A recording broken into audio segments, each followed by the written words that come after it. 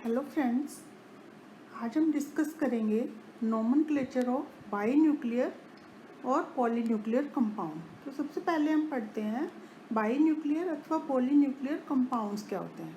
तो ऐसे कॉम्प्लेक्सेस जिनमें दो मेटल एटम प्रेजेंट हो और दोनों आपस में क्या हो, लिगेंड्स के थ्रू अथवा आपस में मेटल मेटल बॉन्ड द्वारा जुड़ी हुई हो, तो इन्हें हम क्या कहते हैं, बाईन्यूक्लियर कंपाउंड। यदि दो से अधिक मेटल आयन लिगेंड्स के द्वारा जुड़ी हुई होंगी तो इन्हें हम क्या कहेंगे, पॉली न्यूक्लियर कॉम्प्लेक्सेस। तो अब हम पढ़ते हैं बाई न्यूक्लियर जो कॉम्प्लेक्सेस है वो टू टाइप्स के होते हैं। एक कहलाते हैं ब्रिज्ड सेतु संकुल यौगिक और दूसरे कहलाते हैं मेटल मेटल बॉन्डेड कॉम्प्लेक्स। तो जब दो मेटल आयन किसी लिगेंड्स के द्वारा परस्पर जुड़ी हुई हों तो इन्हें हम क्या कहते हैं, ब्रिज्ड कॉम्प्लेक्सेस। यदि वो आपस में मेटल और मेटल आयन के द्वारा जुड़ी हुई हों तो इन्हें हम क्या कहेंगे, मेटल मेटल बॉन्डेड कॉम्प्लेक्स। अब हम डिस्कस करते हैं ब्रिज्ड कॉम्प्लेक्सेस जो हैं वो कितनी तरह के होते हैं। तो ब्रिज्ड कॉम्प्लेक्सेस जो होते हैं टू टाइप के होते हैं, सिमेट्रिकल ब्रिज्ड कॉम्प्लेक्सेस और एसिमेट्रिकल ब्रिज्ड कॉम्प्लेक्सेस। यदि कोऑर्डिनेशन जो एंटिटी है, मेटल आयन पर जो लिगेंड्स प्रेजेंट हैं, दोनों जो कोऑर्डिनेशन एंटिटी हैं वो क्या हो, एक जैसी हो, तो इन्हें हम क्या कहते हैं, सिमेट्रिकल ब्रिज्ड कॉम्प्लेक्सेस। यदि कोऑर्डिनेशन जो एंटिटी है यानी कि दोनों एटम मेटल एटम पर जो लिगेंड्स प्रेजेंट हैं वो क्या हो, डिफरेंट डिफरेंट हो, तो उन्हें हम क्या कहते हैं, एसिमेट्रिकल ब्रिज्ड कॉम्प्लेक्सेस। अब हम पढ़ते हैं nomenclature of symmetrical bridged complexes. तो ये जो सिमेट्रिकल ब्रिज्ड कॉम्प्लेक्सेस होते हैं, पहले भी हमने पढ़ा है कि इनकी जो एंटिटी होती है वो क्या होती है, सेम होती है। कोऑर्डिनेशन एंटिटी जो है वो क्या होगी, समान होगी, तो इन्हें हम क्या कहेंगे, symmetrical bridged complexes. For example ये कॉम्प्लेक्स दिया हुआ है जिसमें कोऑर्डिनेशन एंटिटी क्या है, NH3 5Cr और NH3 5Cr। दोनों जो कोऑर्डिनेशन एंटिटी हैं वो क्या है, सेम है, और ये किसके द्वारा आपस में जुड़ी हुई हैं, एक लिगेंड्स के द्वारा जुड़ी हुई हैं। ये जो लिगेंड्स है जिसके द्वारा दोनों कोऑर्डिनेशन एंटिटी जुड़ी हुई हैं, इस लिगेंड को हम क्या कहते हैं, सेतु लिगेंड। और ऐसे सेतु लिगेंड युक्त जो कॉम्प्लेक्सेस हैं उनको हम क्या कहेंगे, ब्रिज्ड कॉम्प्लेक्सेस। तो अब हम इनका नामकरण कैसे करते हैं। तो इनका नामकरण करते समय क्या किया जाता है, इनमें जो है ना, इनके जो ब्रिज लिगेंड है उसको सदैव किससे रिप्रेजेंट करते हैं, म्यू से। म्यू रिप्रेजेंट करेगा कि वो जो लिगेंड है वो क्या है, ब्रिज लिगेंड है। तो इनका नामकरण हम दो तरह से कर सकते हैं। एक तो सबसे पहले जो ब्रिज लिगेंड है उसके नाम में म्यू लगा दिया जाता है। फॉर एग्जांपल OH है तो म्यू हाइड्रोक्सो। उसके बाद जो दोनों कोऑर्डिनेशन एंटिटी है, दो कोऑर्डिनेशन एंटिटी हैं तो बिस लगा दिया जाएगा, बिस का मतलब टू कोऑर्डिनेशन एंटिटी। फिर एक स्मॉल ब्रैकेट में इस कोऑर्डिनेशन एंटिटी यानी कि पेंटाअमीन क्रोमियम थर्ड, यानी कि पेंटाअमीन क्रोमियम दो प्रेजेंट है इसलिए नाम में बिस लगाया जाता है, थर्ड क्लोराइड। अथवा इसका पूरा नाम भी लिखा जाता है। इनको हम क्या करते हैं, अल्फ़ाबेटिकल ऑर्डर में लिखते हैं। तो इसमें क्या करते हैं, जो लिगेंड अल्फ़ाबेटिकल ऑर्डर में पहले आते हैं उनको पहले लिखा जाता है। फॉर एग्जांपल अमीन और हाइड्रोक्सो, जिसमें हाइड्रोक्सो क्या है, ब्रिज लिगेंड है, तो इसमें हम 10 अमीन है तो इसको हम लिखेंगे डेका अमीन म्यू हाइड्रोक्सो। लिगेंड का नाम हो गया पहले। जब भी हम किसी भी कोऑर्डिनेशन एंटिटी का नाम करते हैं या कॉम्प्लेक्स का नाम करते हैं तो सबसे पहले हम क्या करते हैं, लिगेंड्स का नाम करते हैं। लिगेंड्स का नाम किस में करना है, अल्फ़ाबेटिकल ऑर्डर में।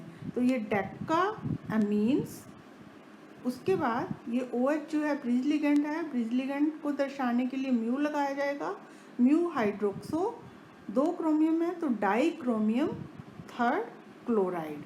ऑक्सीडेशन स्टेट निकालने के लिए अमोनिया की 0 है, क्रोमियम की X हो गई, OH की -1, इस क्रोमियम की X, इस अमोनिया की 0, और Cl जो है इसमें क्या है, काउंटर आयन है। एक Cl पर -1 होता है तो 5Cl पर कितना हो जाएगा, -5 इज इक्वल टू 0, तो 2x इज इक्वल टू 6 आ जाएगा, x इज इक्वल टू कितना आ जाएगा, +3। तो इसकी ऑक्सीडेशन स्टेट कितनी है, 3। इसमें काउंटर आयन या सिंपल आयन क्या है, क्लोराइड है, तो उसको हम क्लोराइड ही लिखते हैं।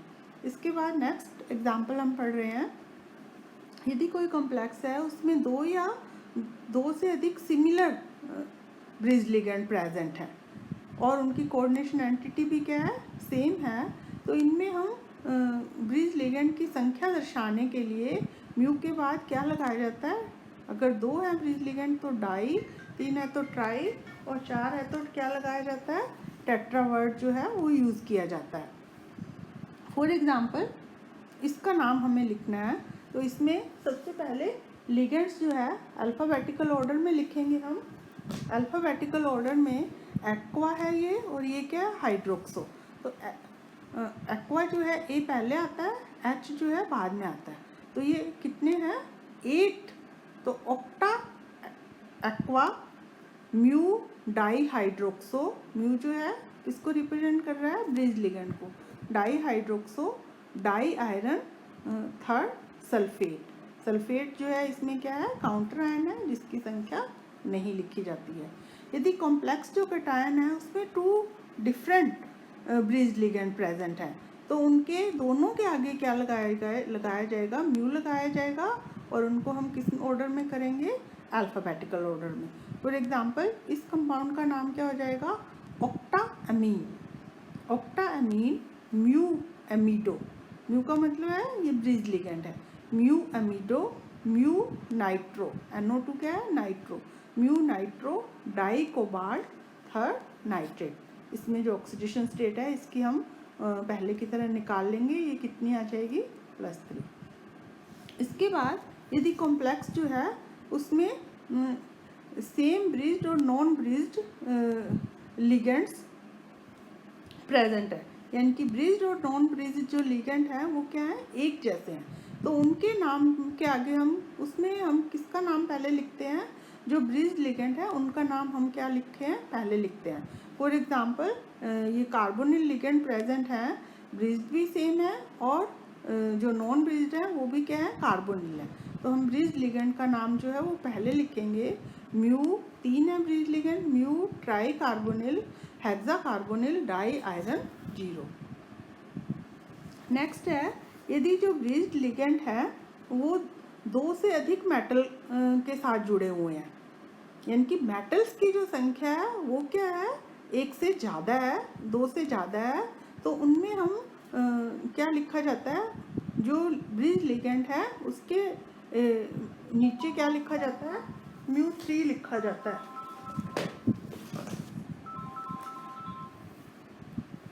μ3 μ4 अथवा μ5 वर्ड जो है यूज़ किया जाता है। फॉर एग्जांपल इसका नाम है,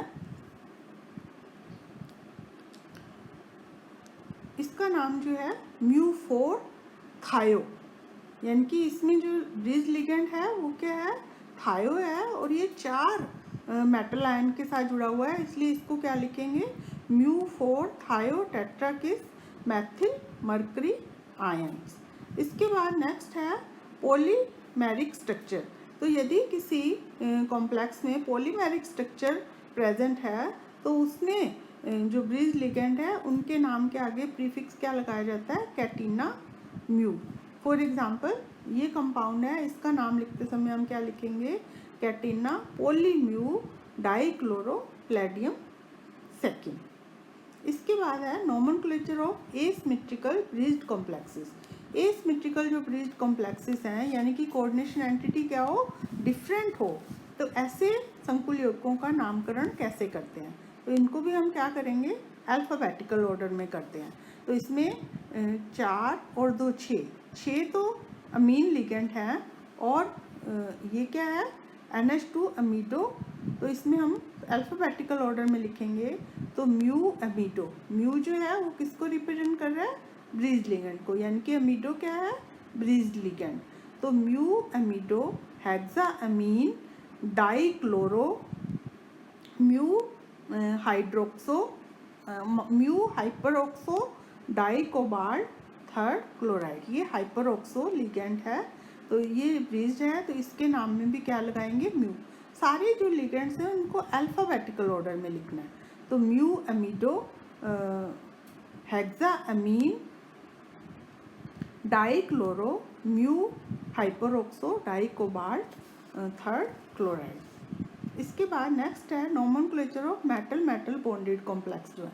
तो मेटल मेटल बॉन्डेड जो कॉम्प्लेक्स है यानी कि जब जो इनकी न्यूक्लियस है यानी कि जो कंपाउंड्स है उसकी coordination entity direct metal metal bond द्वारा जुड़ी हुई हो तो इसका नोमेनक्लेचर किस तरह से करते हैं। For example CO5 MN CO5 ये जो कोऑर्डिनेशन एंट्री है सिमेट्रिकल है इसमें, तो इसमें क्या लिखते हैं bis penta carbonyl manganese zero oxidation state. यदि दोनों जो मेटल आयन है वो क्या हो डिफरेंट हो तो इसमें क्या करते हैं इसका प्रायोरिटी डिसाइड करते हैं पीरियोडिक टेबल से। तो इसमें जो कार्बोनिल है वो रीनियम से पहले आता है, सॉरी कोबाल्ट जो है रीनियम से पहले आता है, तो रीनियम जो है वो क्या हो जाएगा मेन इसका हो जाएगा। तो इसको लिखते हैं हम पेंटा कार्बोनिल यानी कि 5 जो कार्बोनिल प्रेजेंट हैं और ये जो ग्रुप इसको पूरा क्या माना जाता है ग्रुप माना जाता है। तो टेट्रा कार्बोनिल कोबाल्टियो, इसको क्या लिखा जाएगा टेट्रा कार्बोनिल कोबाल्टियो रीनियम इसका नाम लिखा जाएगा। इसके बाद नेक्स्ट है writing the formula of coordination compound. यदि हमें कोऑर्डिनेशन कंपाउंड का नाम दिया हुआ है तो उससे उसका फॉर्मूला कैसे लिखते हैं। तो इसमें क्या करते हैं सबसे पहले जो केटायन और एनायन है उन पर चार्ज की गणना की जाती है। सबसे पहले calculate first charge on cation and anion. तो हमें नाम में उसकी ऑक्सीडेशन संख्या दी होती है, उस ऑक्सीडेशन संख्या की सहायता से क्या किया जाता है उन पर धनायन और ऋणायन पर चार्ज कैलकुलेट किया जाता है। फिर क्या करते हैं हम केटायन का फॉर्मूला लिखते हैं और उसके बाद क्या करते हैं एनायन का फॉर्मूला लिखते हैं।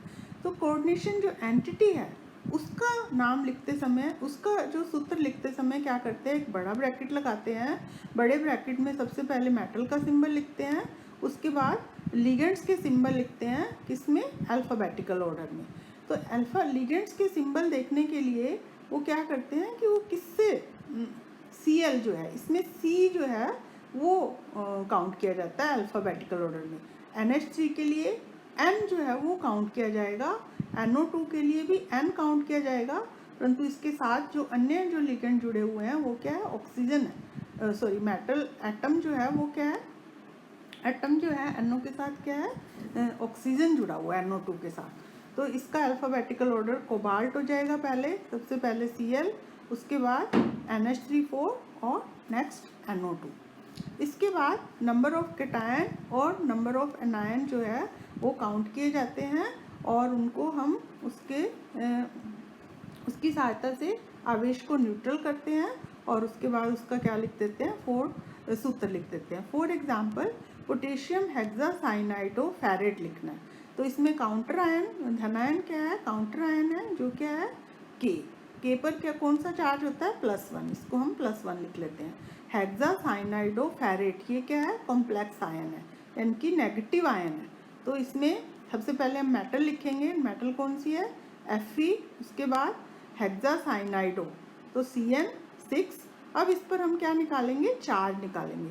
चार्ज निकालने के लिए क्या करते हैं इसकी ऑक्सीडेशन स्टेट 2 दी हुई है तो +2 Cn पर, एक Cn पर -1 चार्ज होता है, 2 Cl पर कितना आ जाएगा -6 इज इक्वल टू ये चार्ज जो है इस पर उसको किसके इक्वल लिख लेते हैं x क्या है चार्ज ऑन एनायन।